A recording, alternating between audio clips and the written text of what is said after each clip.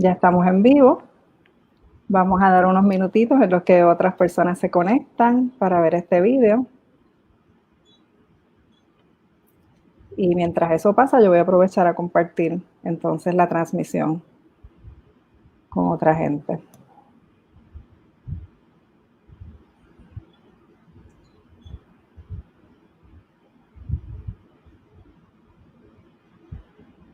Ya estamos viendo comentarios de personas saludando.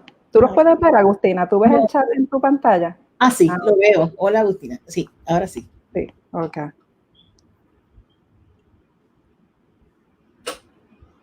Ya tenemos 13 personas, así que fíjate, vamos rapiditas hoy. Qué bien. Sí.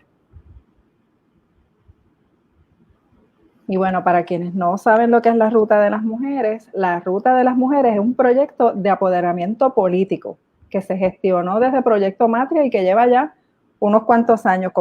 La idea surgió en el año 2010, comenzamos a trabajar en el 2011 de cara a las elecciones del 2012 y el objetivo principal de este proyecto de apoderamiento político es lograr que las mujeres tengan una participación más justa, más equitativa en el mundo político, en los espacios de poder, pero además propiciar que las mujeres votantes, que somos el 53% de las personas que votan, puedan dar una mirada inteligente a esa oferta electoral que nos presentan cada 4 años y que dentro de esa mirada piensen en sus derechos humanos y en los derechos humanos del país y que a la hora de votar hayan podido hacer un análisis que vaya más allá de los spots de 30 segundos que a los partidos nos encanta ponernos en televisión y en redes sociales para invitarnos a votar. Así que de eso se trata este proyecto. Y bueno, pues yo creo que ya podemos ir iniciando. Tenemos un buen grupo de personas aquí y mi nombre es Amarilis Pagán, yo soy la directora ejecutiva de Proyecto Matria. En otras ocasiones han visto en estos microtalleres a Isabel Ramos Hernández, que es nuestra compañera a cargo de la Ruta de las Mujeres, y hoy me acompaña Agustina Luis, y yo estoy tan contenta de tenerla aquí porque es una persona que yo admiro mucho, sobre todo porque es el balance perfecto entre lo que tiene que ver con fe, ciencia y apoderamiento a la hora de tomar decisiones y de expresarse en los dos mundos en los que ella se mueve. Así que Agustina es teóloga, es ministra ordenada y es tecnóloga médica. Tiene toda esa combinación en ella. Es una persona solidaria y a mí me encantan los análisis que he estado viendo de ella en las redes sociales cada vez que sale a flote el tema de equidad, de perspectiva de género, de religión, de lo que Dios dice o no dice. Y por eso la invitamos en el día de hoy a este live que tiene como título precisamente Ser cristiana, ¿me impide ser feminista? Bienvenida, Agustina. Muchas gracias, Amarilis. Para mí siempre es un honor compartir con ustedes y compartir con el público que nos está escuchando. Y ojalá que podamos darle un poquito de luz a la gente que la necesita en esta tarde. Pues muchísimas gracias por estar con nosotras. Yo tengo aquí unas preguntas guías que nos preparó Isabel, nuestra compañera, ya no podía estar hoy. Y yo creo que quizás una de las primeras preguntas que la gente se plantea cuando piensa en el cristianismo es si en efecto el cristianismo discrimina hacia las mujeres y las personas LGBTIQ. ¿Por qué se dice eso? Y es verdad. Bueno, yo te tengo que decir que por mucho tiempo, ¿verdad?, las distintas civilizaciones y las distintas religiones han entronizado siempre una figura de inferioridad. A la mujer la han puesto en una figura como una figura de inferioridad. Las religiones monoteístas, ¿verdad? Estamos hablando del Islam, el judaísmo, el cristianismo, entre ellos. Y para eso, pues lo que hay que leer un poco la historia, cómo se han expresado de la mujer, los líderes máximos de las religiones, en términos de que la mujer es lo más corrupto que existe, diría Confucio, la mujer es mala, la mujer presenta una estigma de pecadora siempre, decía el fundador del budismo. El Corán dice cosas de la mujer terribles. La Biblia, ¿verdad? El libro del judaísmo, el libro del cristianismo también, las mujeres se callan en la congregación, las mujeres, los Eclesiastés dice que la mujer es pecadora y que el hombre tiene que escapar de ella. O sea, todos esos libros sagrados son producto de una sociedad patriarcal, ¿verdad? Y se escriben en sociedades patriarcales, se adjudican a Dios, pero entonces tendríamos que evaluar qué de eso, ¿verdad?, está diciendo Dios y qué no. Pero el cristianismo, cuyo fundador es Jesucristo, ¿verdad?, y es que a quien nosotros seguimos, porque en el cristianismo el líder máximo es Jesucristo, y no solamente basta con decir yo quiero ser cristiano, hay que querer seguir a Jesucristo en toda la práctica de Jesucristo. Y el líder máximo del cristianismo nos ha enseñado que el cristianismo es liberador, ¿verdad? La práctica de Jesucristo, una práctica liberadora e inclusiva de toda la gente, y de una manera muy especial de la gente más vulnerabilizada de su tiempo. O sea, Jesús se rodeó de la gente más marginada de su tiempo, las mujeres, la niñez, los enfermos, la gente que nadie quería.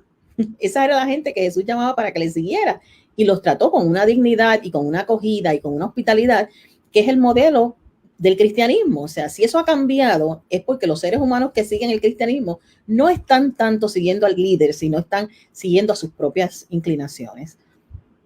Y fíjate, tú eres teóloga, ¿verdad? Que eso entonces nos lleva a una próxima pregunta. ¿Cómo una persona feminista que es teóloga se acerca a la Biblia para interpretarla y poder estar en paz con sus creencias feministas? Pues sí, la Biblia es el libro sagrado del cristianismo, pero ese mismo libro sagrado, ese Nuevo Testamento que le llamamos nosotros, tiene en sí mismo una crítica a adoptar todo lo que diga el libro sin ninguna visión analítica, ¿verdad? Y ese mismo libro sagrado dice que la revelación de Dios que está ahí ha sido puesta en vasos de barro, ha sido puesta en las manos de los seres humanos. O sea, que fueron los seres humanos quienes reflexionaron de sus encuentros con Dios, de sus revelaciones, de sus experiencias con Dios, y han plasmado ahí lo que ellos sintieron, lo que ellos vivieron, cómo ellos entendieron esa revelación. Y eso está impregnado de su humanidad, de sus limitaciones científicas, geográficas, de sus prejuicios. Todo eso está ahí en el texto bíblico. Así que nosotros podemos encontrar en el texto bíblico de todo tipo de experiencia humana, desde las más terribles hasta las más sublimes. Y el trabajo que se hace con la Biblia, ¿verdad? Académicamente y desde la fe también en la iglesia, es identificar dónde está la revelación de Dios en el texto, dónde está la humanidad del ser que está ahí escribiendo, y poder distinguir eso en un trabajo que se llama hermenéutico, o sea, de interpretación, utilizando todos los recursos que tenemos disponibles, de saber cuándo se escribe, qué se escribe, dónde se escribe, para quién específicamente, qué problema estaba sucediendo en esa comunidad para que eso esté ahí, cuál es la visión de la mujer, cuál es la visión del hombre en esa sociedad. Entonces, con eso en mente, nosotros podemos ir al modelo que tenemos que seguir en toda esta lectura, que es el modelo de Jesucristo, que para nosotros los cristianos es la palabra viva de Dios, ¿verdad? Ese texto se cerró en el siglo IV, pero Jesucristo lo entendemos como la palabra viva de Dios. Y todo lo que ha hecho Jesucristo en su vida nos sirve de palabra para identificar dónde está la palabra de Dios en el texto y qué no es palabra de Dios en ese texto, que es sencillamente el error que cometieron los seres humanos por su humanidad y por su limitación. Yo escuché una vez un compañero, un ministro de otra religión, de una religión cristiana, diciendo que en su denominación les gustaba pensar que lo ideal es hacer una combinación entre lo que dice la Biblia, lo que dice la ciencia al día de hoy y lo que nos dice la lógica. Claro, ¿verdad? Claro. Al tema cristiano y religioso. Eso es sumamente importante, porque uno de los errores que cometemos al acercarnos al texto es creer que es un libro de ciencias, o que es un libro de antropología, o que es un libro de historia o de geografía. Nada de eso es el texto bíblico. El texto bíblico es un libro de teología, de reflexión de gente, de la vida misma ante la revelación de Dios. Y entonces, cuando nos damos cuenta que no es un libro que puede hablarnos de todos esos temas, que al contrario, a veces habla de ciencia y erra, porque por eso es que tenemos que evaluarlo. Porque, por ejemplo, para uno que escribe acerca del sol, el sol se detuvo y el día duró más de 24 horas, dice la Biblia. Entonces, cuando viene Galileo y viene Copérnico y dice, no, si el sol siempre ha estado detenido, eso que dice el texto es una interpretación de acuerdo a los hallazgos científicos de ese momento, ¿verdad? Y a la cosmovisión de ese momento. Pues entonces, saber que el texto lo que revela es a Dios y a sus actos redentores y a sus actos liberadores es bien importante, porque entonces vamos a estar escogiendo dónde está Dios en el texto, liberando y redimiendo, y dónde está el ser humano y dónde está la limitación del ser humano. Así que el texto es eso, es el acto de Dios de amor siempre y de compasión, a pesar del ser humano que no es tan amoroso como Dios, ¿verdad? A pesar del ser humano que erra todo el tiempo. Entonces, Agustina, porque uno ha visto a través de la historia, ¿verdad? En las luchas de derechos civiles, por ejemplo, hemos visto personas del mundo cristiano colocadas en los dos polos opuestos de esas luchas civiles. Por ejemplo, la gente del Ku Klux Klan en un momento dado, y del otro lado, Martin Luther King y otros líderes del sector cristiano trabajando a favor de la equidad para las personas negras, ¿verdad? Entonces, un poco eso también lo estamos viendo ahora con el tema de la equidad para las mujeres, la equidad para las personas LGBT. Vemos iglesias que rechazan totalmente los derechos humanos y la humanidad de las personas LGBT e incluso de las mujeres, y vemos iglesias de puertas abiertas donde se habla con amor, con empatía de las mujeres, de las personas LGBT, y eso hace que muchas personas se pregunten, ¿verdad? Lo que nos estamos preguntando como título de este taller, si ser cristiana me impide ser feminista. Y mi pregunta para ti es entonces, ¿cómo tú compaginas, cómo una mujer que es cristiana compagina el cristianismo con el feminismo? Pues mira, yo, como dicen muchas de mis amigas teólogas y feministas, nosotras somos feministas porque somos cristianas. O sea, es en el cristianismo que conocimos el concepto de equidad. Es en el cristianismo que yo me entero de que Dios creó al ser humano a su imagen y semejanza, a todos los seres humanos. Es ahí que yo me entero de la práctica de Jesús, de dignificación de todos los seres humanos. Es ahí que yo me entero que en Pentecostés el Espíritu de Dios se derrama sobre todos los seres humanos, indiferentemente si fueran hombres o mujeres, viejos, jóvenes, etcétera. O sea que la equidad de los seres humanos es orgánico al cristianismo. Entonces, ahí es que yo recibo, o sea, y aparte de recibirlo en la fe, lo recibo en mi casa también. Yo tuve una mamá y un papá que me enseñaron eso, ¿verdad? Ese concepto de equidad que también es bien importante. Así que tuve esas dos ventajas. Y además de eso, soy privilegiada también porque pude estudiar biología, ¿verdad? Y tecnología médica. Entonces puedo ver ese ser humano no solamente desde el punto de vista de la Biblia, lo veo también como biológicamente quién es. O sea, puedo verlo de diferentes maneras. Y cuando yo puedo combinar mi preparación como bióloga, como tecnóloga médica, que yo puedo ver los genes y yo puedo ver los cromosomas y qué pasa cuando ocurre esa unidad, esa célula. Entonces yo puedo entender montones de situaciones que viven los seres humanos que no podemos definirlas solamente con que esto es pecado porque lo dice aquí o no es pecado. O sea, hay otras cosas que hay que atender. Y Jesús hizo eso constantemente. Jesús atendió siempre a la gente, no importa cuál fuera la situación de la gente, para afirmar su humanidad de alguna manera. O sea, todos los milagros de Jesús fueron milagros humanizantes, reintegrando a la gente a la comunidad, a la vida, al respeto, a que fueran considerados personas que muchas veces no eran. Ni los enfermos eran personas en la comunidad de Jesús, ni los niños eran personas, ni las mujeres. Entonces vemos a un Jesús haciendo lo contrario que decía la cultura. O sea, un Jesús yendo en contra de la construcción de género que tenía la cultura judía y diciendo, no, esta mujer, Marta y María, están discutiendo cuál es el rol de las mujeres, porque la sociedad decía que ellas tenían que estar en el ámbito doméstico. Y vemos un Jesús que dice, no, yo me voy en contra de esa construcción discriminatoria hacia las mujeres, y María puede sentarse a aprender, puede educarse. Entonces Jesús lo hace con montones de mujeres sangrantes, que esto era la inmundicia más grande y la persona más marginada de la sociedad, y Jesús las toca, las sana, dice, no me ha pasado nada, la toqué y no me contaminé, como decía la construcción de la sociedad, que decía que una mujer que sangraba era inmunda y que todo lo que ella tocara también era inmundo. Entonces vemos a un Jesús que se va en contra de esa construcción y dice, no, ella es una humana y la sana. Ven a una mujer encorvada que ha estado 38 años encorvada en el templo, y los religiosos cuando Jesús la endereza se enfogonan, se molestan, porque la querían ver siempre encorvada, porque ellos eran los únicos hijos de Abraham. Y Jesús dice, ¿cómo yo no voy a sanar, aunque sea sábado, aunque vaya en contra de lo legal, aunque vaya en contra de la misma escritura? ¿Cómo no voy a sanar a una mujer que ha estado encorvada si ella también es hija de Abraham? Así que en Jesús vemos mucho de confrontar ese legalismo. Bueno, Jesús se atrevió a decir, oíste que fue dicho en la escritura, pero yo digo esta otra interpretación de eso, una interpretación que va acompañada del amor y de la compasión. Y ese es el camino que tenemos que caminar. O sea, la iglesia tiene que caminar eso porque somos seguidoras de Jesús. La iglesia, yo te diría más, la iglesia es de la gente más vulnerabilizada en la sociedad, o deja de ser la iglesia de Jesucristo, porque esa es la gente que rodeó a Jesucristo en todo su movimiento. Fíjate, y tú hablaste de personas, ¿verdad?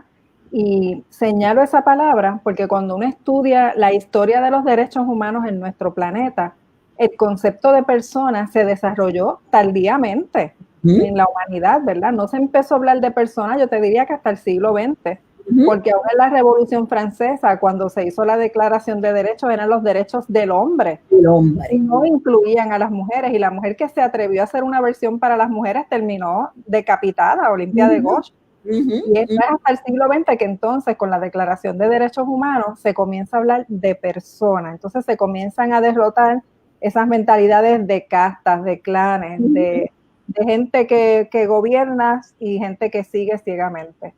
Y la Biblia fue escrita siglos antes de que la humanidad estuviera lista para hablar de personas. Exactamente. Y aún así, hay una palabra para ser humano y para persona en el texto que con las traducciones se ha perdido, ¿verdad? Y las sociedades patriarcales han mantenido la palabra hombre para referirse al ser humano cuando hay palabras para referirse al ser humano que no sea masculinizante.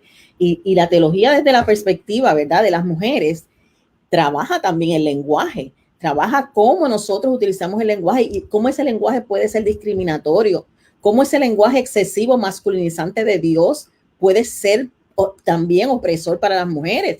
O sea, porque la Biblia está llena de imágenes femeninas y masculinas de Dios. Dios no es ni hombre ni mujer, Dios es espíritu, pero hay montones de imágenes femeninas de Dios en la Biblia. Pero eso no lo usan para predicar, no lo usamos para dar estudios bíblicos, usamos siempre las imágenes masculinas. Entonces, ese cambiar el lenguaje, ¿verdad?, para que sea un lenguaje más equitativo, es parte también del trabajo que se hace desde la teología. Excelente. Yo estoy aprendiendo muchísimo contigo aquí hoy. Estoy viendo en los comentarios personas diciendo eso mismo, que están aprendiendo y que agradecen las cosas que se están compartiendo hoy. Qué bueno. Entonces, yo creo que otra pregunta que mucha gente se hace es, óyeme, pero hay muchas cristianas feministas en Puerto Rico, ¿dónde están? Hay muchas. Cuéntanos, Agustina, porque yo conozco muchas. Sí, yo conozco muchas también. Miren, la gente desde Sor Juana Inés de la Cruz del siglo XVII, ¿verdad? Las mujeres de fe han estado reclamando que ellas son hijas de Dios también y que son a imagen de Dios y que tienen todo el derecho de reflexionar su fe y de encontrar un mensaje liberador en la fe. Y en Puerto Rico tenemos muchas mujeres en las iglesias que son mujeres que abogan por los derechos de las mujeres. Que no las vemos tanto públicamente, sí. Hay muchas que lo hacen en silencio por mucho miedo también a recibir un tipo de represalia, ¿verdad? Porque todavía estamos en el mundo patriarcal y la iglesia no es una excepción a esa realidad patriarcal. Pero hay mujeres que en Puerto Rico hay organizaciones que se han hecho de mujeres feministas de fe, desde los 90, los 80 y pico y 90, el grupo de las comadres donde participaban pastoras laicas de todas las denominaciones, ¿verdad? Ahí estaba la pastora Yamina Polinari, estaba la doctora Sandra Mangual, Nina Torres Vidal y otras mujeres, ¿verdad?, de fe que reflexionaban, mujeres católicas y protestantes que reflexionaban su fe desde esta perspectiva.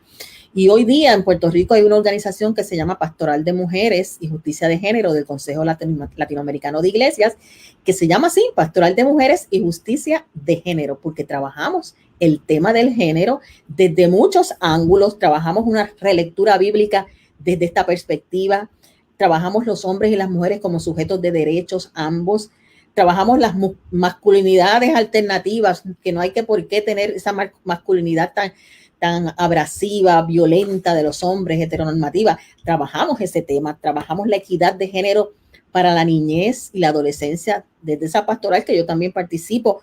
Trabajamos la educación cristiana no sexista, que sea equitativa, que sea igualitaria.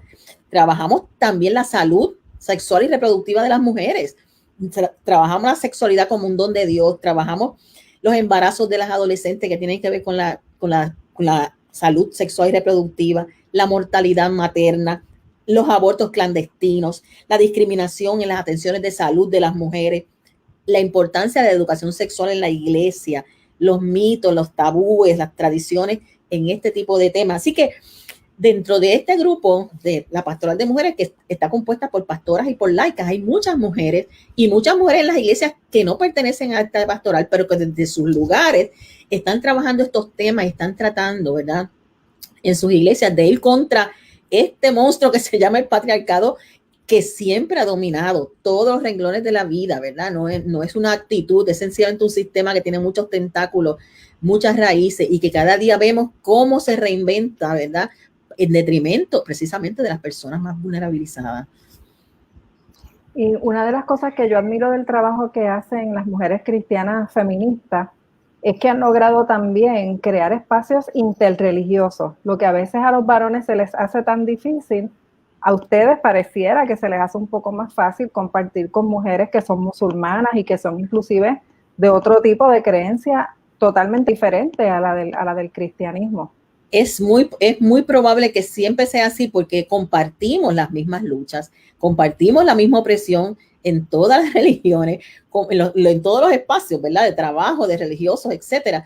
Y nosotras hemos trabajado el diálogo interreligioso de muchas maneras y hemos creado, ¿verdad? Y hemos tenido ese interés de que nos sentemos como mujeres de fe, de diferentes fees, ¿verdad? No a convencernos cada una que la fe mía es mejor que la tuya, sino ver los problemas que nos atañen a nosotras como mujeres desde la fe y poder trabajar unidas, y lo hemos hecho con otros grupos, ¿verdad? De mujeres de todo tipo de religión. Nosotros tenemos hasta mujeres agnósticas y ateas que también participan porque dentro de su realidad también sufren la misma opresión.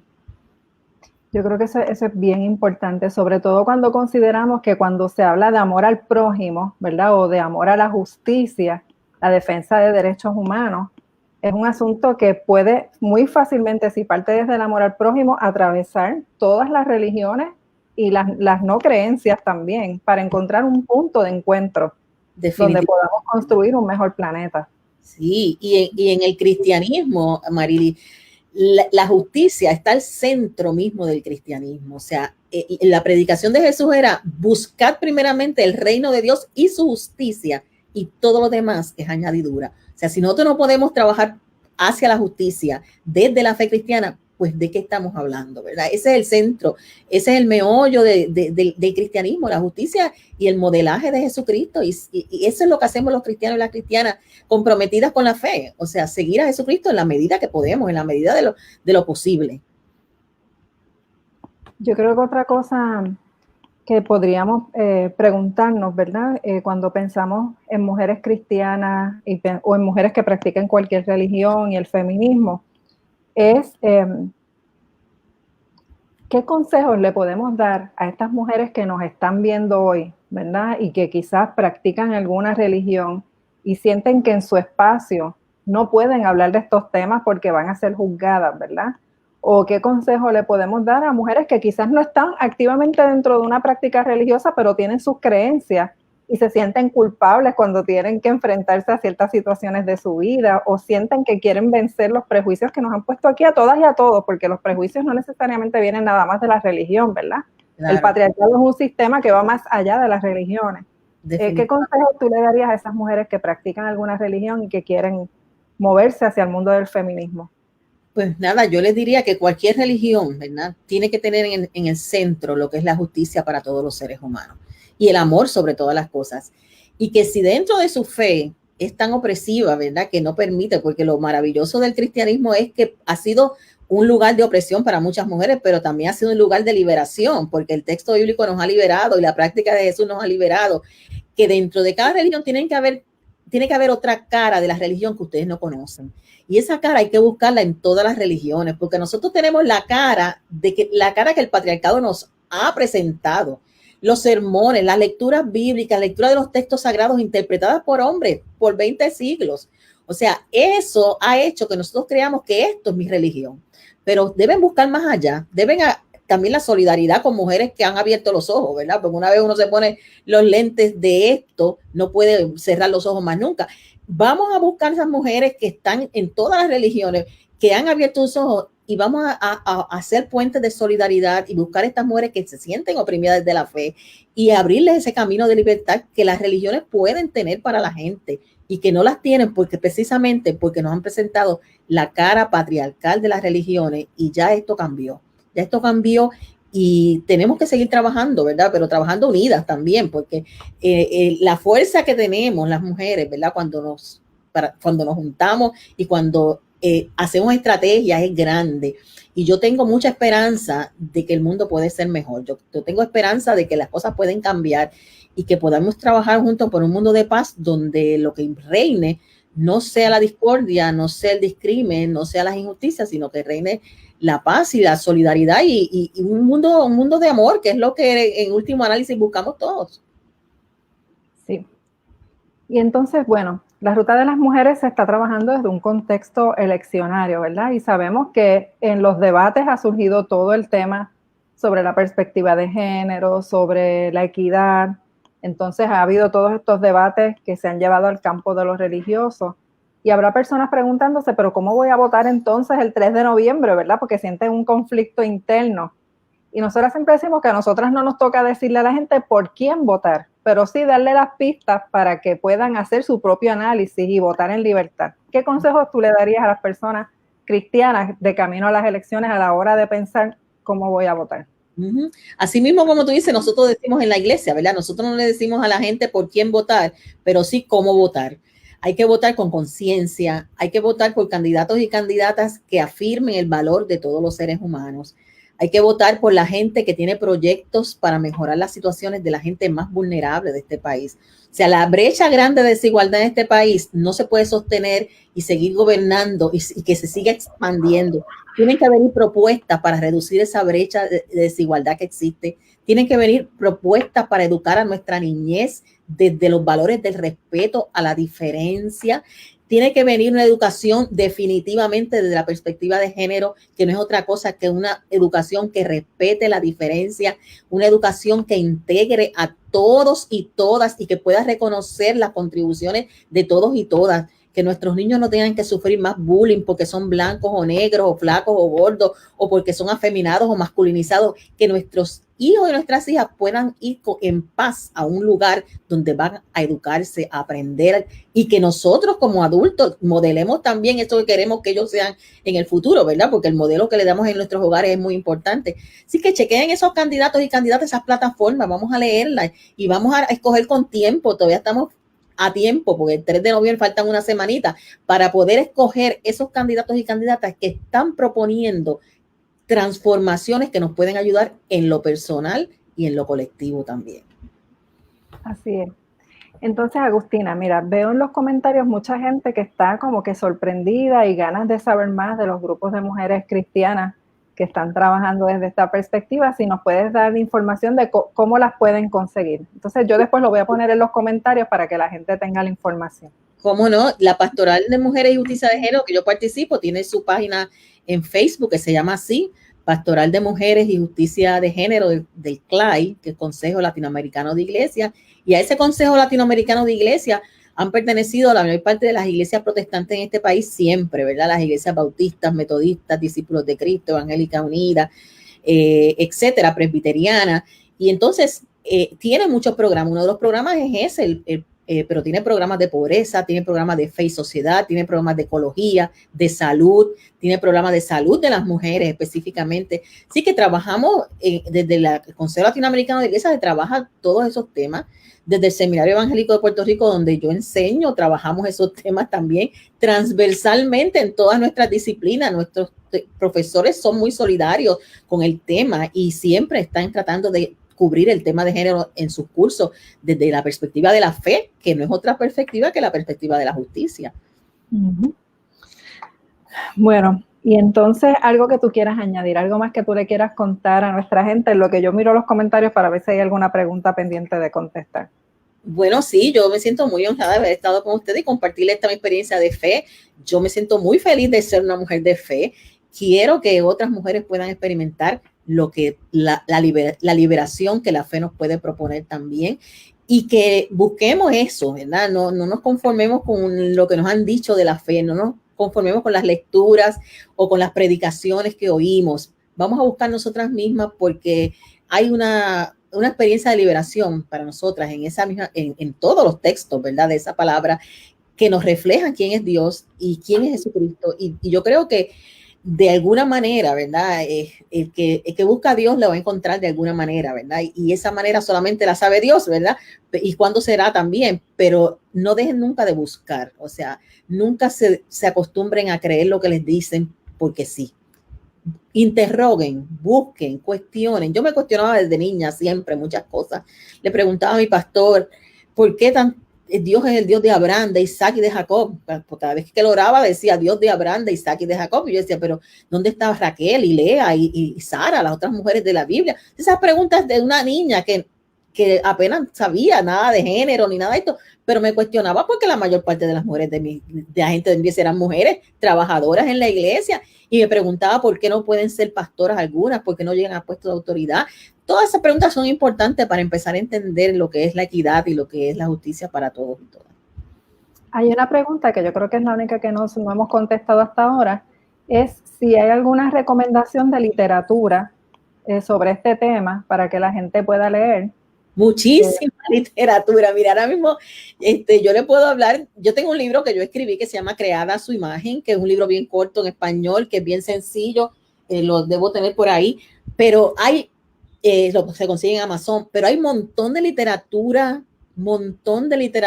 bajo el tema de teología feminista, bajo el tema de la Biblia desde una perspectiva de género. En internet la puedes conseguir, la biblioteca del seminario es una biblioteca de comunidad, pueden ir allí también preguntar sobre literatura, una de las mejores bibliotecas que tenemos en América Latina y en el Caribe, así que allí pueden ir en confianza también. Y me pueden escribir también si quieren a mi correo. Yo tengo también una página en Facebook, Agustina Lubi, me pueden escribir y yo puedo recomendarles listas porque yo doy clases de teología feminista, tengo montones de bibliografía, pero son largas, ¿verdad? Son muchas, pero les puedo ayudar, claro que sí. Pues Agustina, yo te quiero dar las gracias sobre todo porque por el buen trabajo que haces, pero porque se puede ver la alegría con la que tú hablas del tema, ¿verdad? Porque a veces la gente tiene la tendencia a relacionar lo religioso con la severidad, ¿verdad? O con la culpa o con la tristeza.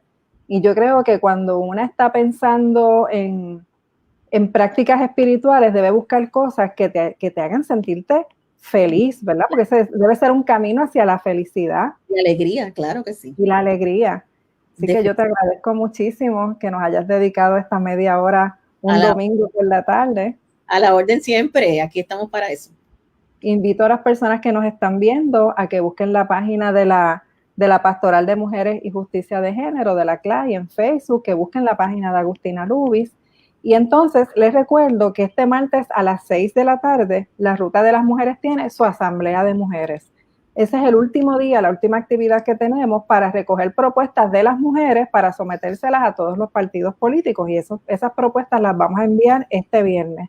En la página nuestra de Facebook van a encontrar el enlace para inscribirse y vernos entonces el martes y dedicar un ratito a pensar, a juntar cabezas y ver qué cosas nosotras queremos proponerle a los partidos de este país para que haya un país más justo para nosotras, pero también para todas las personas que habitan en él. Pues ya, sin más, muchísimas gracias, Agustina, nuevamente. Gracias a todas las personas que nos sintonizaron. Veo que les encantó el video, veo que están diciendo que les ha dado mucha paz, pues me alegra muchísimo. Y que desde esa paz podamos seguir construyendo, que de aquí al 3 de noviembre nos sigamos educando y que ese voto del 3 de noviembre sea un voto inteligente, pensado desde el amor al prójimo y desde la esperanza. Así sea. Sigan a la ruta, sigan a Agustina. Chao, hasta luego.